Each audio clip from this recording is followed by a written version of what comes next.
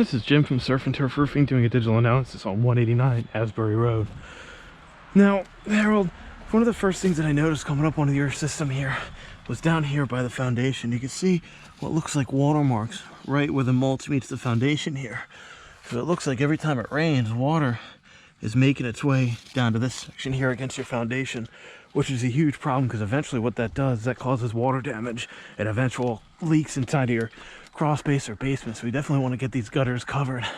So the next thing that I noticed when I coming up on your system here is right inside of your gutters here. So you can see all this dirt and mud here. This is actually caked up granules from the shingles themselves. Now your roof looks like it's in good shape. Now one of the things that I did want to point out is the use of a starter strip when they installed the roofing system, because you can see I'm not able to pull these shingles up much, which is a great thing because water's not able to backtrack into the roofing system.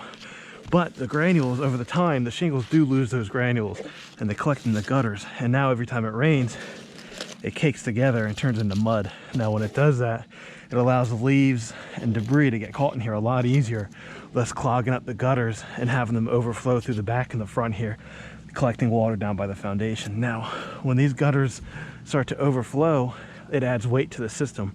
And when it adds weight, what happens is it pulls on the hangers and it separates the back of the gutter from the fascia metal here.